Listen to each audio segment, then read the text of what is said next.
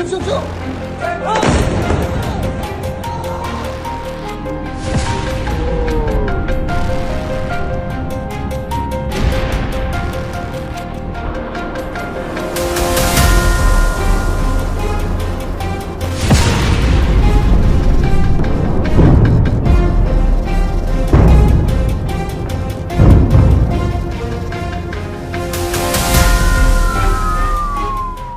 Apa yang sebenarnya terjadi saat rudal-rudal Iran menghantam jantung Israel? Kenapa serangan kali ini terasa jauh lebih berbahaya dari sebelumnya? Iran kembali meluncurkan gelombang rudal balistik ke wilayah Israel. Tapi ada sesuatu yang berbeda dan jauh lebih mengkhawatirkan. Untuk pertama kalinya, Iran menggunakan jenis hulu ledak yang tidak biasa. Cluster warhead, sebuah senjata yang melepaskan puluhan submunisi ke area target secara luas dan acak. Ini bukan sekadar serangan rudal. Ini adalah sinyal bahwa perang modern sedang berubah bentuk. Dan yang lebih mengejutkan, sistem pertahanan udara tercanggih milik Israel tampaknya tak mampu menghadapinya.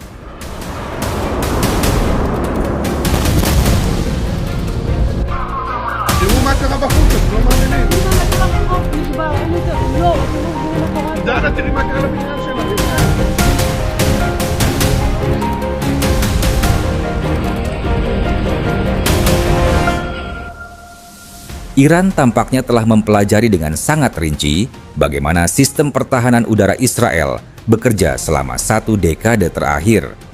Sistem berlapis seperti Iron Dome, David's Sling, dan Arrow 3 memang kerap dipuji sebagai garda terdepan dalam teknologi pertahanan modern. Tapi seperti banyak sistem buatan manusia lainnya, sistem ini punya kelemahan mendasar dan Iran berhasil mengidentifikasinya. Sistem tersebut dirancang untuk mencegat ancaman besar yang datang satu persatu. Rudal jarak pendek, drone serang, atau rudal balistik jarak jauh. Namun, yang tidak mereka persiapkan adalah skenario di mana satu rudal membawa puluhan submunisi kecil tersebar luas secara simultan dan menargetkan area sipil dari berbagai arah secara acak. Inilah titik lemah yang membuat sistem pertahanan Israel terlihat kewalahan.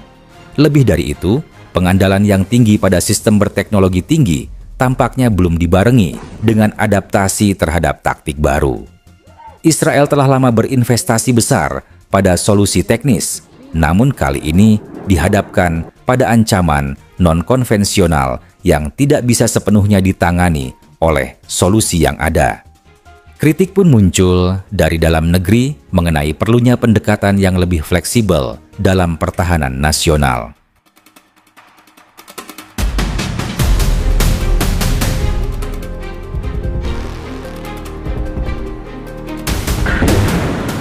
Dalam serangan yang mereka sebut Operasi True Promise 3, Iran meluncurkan lebih dari 150 rudal balistik ke berbagai wilayah Israel dalam 2 gelombang terkoordinasi. Target utamanya tidak hanya fasilitas militer, tetapi juga pusat logistik, infrastruktur sipil, dan wilayah padat penduduk seperti Beersheba, Ashkelon, hingga pinggiran Tel Aviv. Yang menjadi perhatian besar adalah penggunaan rudal berhulu ledak cluster yang melepaskan puluhan submunisi ketika mendekati target. Salah satu lokasi yang terkena dampak signifikan adalah Soroka Medical Center di Beersheba, rumah sakit terbesar di wilayah selatan Israel. Beberapa submunisi dilaporkan menghantam area parkir dan fasilitas penunjang medis. Pemerintah Israel menyatakan bahwa tidak ada korban jiwa dalam serangan ini. Namun, berbagai rekaman video warga, laporan medis lokal, hingga dokumentasi media internasional menunjukkan adanya korban luka serius, bahkan beberapa kematian yang tidak segera diungkap secara resmi. Ini menimbulkan kekhawatiran mengenai akurasi informasi yang disampaikan kepada publik. Dalam beberapa jam setelah serangan, pernyataan resmi pemerintah dan militer Israel mengalami perubahan. Mulai dari menyebut tidak ada kerusakan berarti, hingga akhirnya mengakui adanya kerusakan ringan pada fasilitas sipil. Foto dan laporan di lapangan menunjukkan dampak lebih besar dari yang disampaikan. Ini memunculkan kritik terhadap transparansi informasi, meskipun pemerintah berdalih bahwa hal itu dilakukan demi menjaga stabilitas psikologis masyarakat.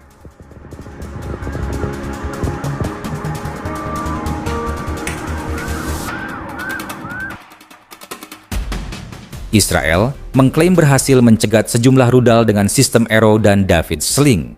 Namun, efektivitasnya terbatas saat menghadapi submunisi klaster yang jumlahnya banyak dan jatuh ke berbagai titik. Beberapa analis menyebut bahwa pertahanan udara Israel dirancang untuk mencegat ancaman strategis, bukan serangan saturasi yang terdiri dari banyak komponen kecil. Submunisi ini menyebar terlalu luas dan terlalu cepat untuk ditangani secara efektif oleh sistem radar dan rudal pencegat.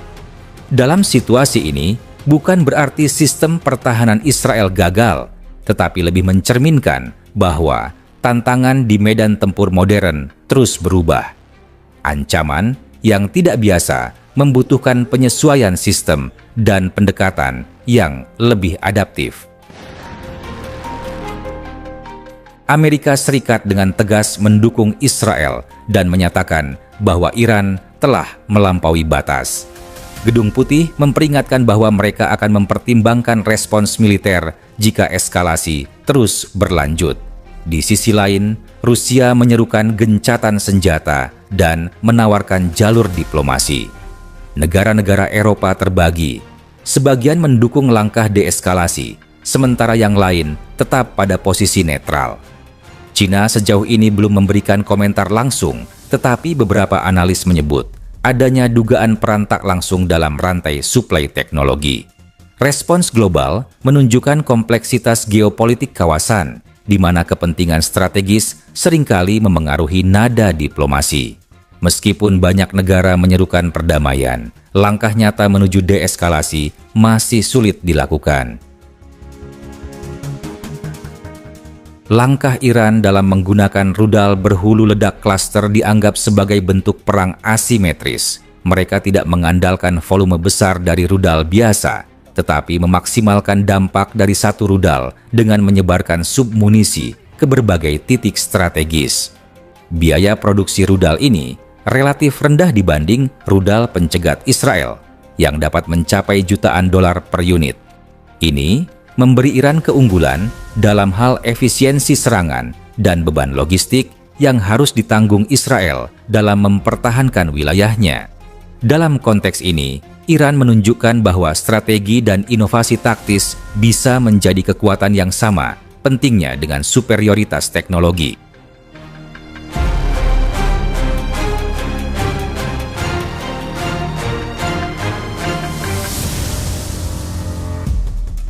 Serangan ini menunjukkan bahwa sistem pertahanan udara modern tetap memiliki keterbatasan.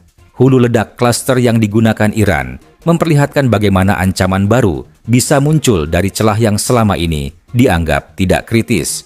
Di sisi lain, reaksi global memperlihatkan bahwa situasi ini tidak hanya menyangkut dua negara, tapi juga membawa dampak pada stabilitas kawasan dan keseimbangan geopolitik dunia. Apakah ini akan berlanjut ke konflik yang lebih besar, atau justru menjadi momen refleksi untuk mengevaluasi arah kebijakan militer dan diplomasi di kawasan? Semua itu masih tergantung pada respons masing-masing pihak dalam beberapa hari ke depan.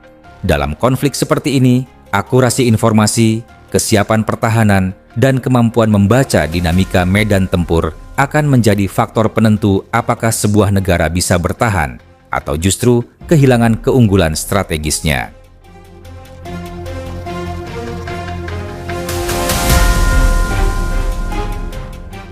Video ini disajikan dengan tujuan edukasi dan informasi berdasarkan fakta dan analisis yang seimbang. Kami tidak mempromosikan kekerasan, kebencian, atau ujaran kebencian terhadap kelompok manapun. Konten ini menghormati kebijakan YouTube mengenai ujaran kebencian, konten kekerasan dan provokasi, dan informasi yang menyesatkan. Referensi kebijakan YouTube dan undang-undang terkait, Pedoman Komunitas YouTube, Undang-Undang Informasi dan Transaksi Elektronik Indonesia, dan konvensi internasional tentang hak asasi manusia.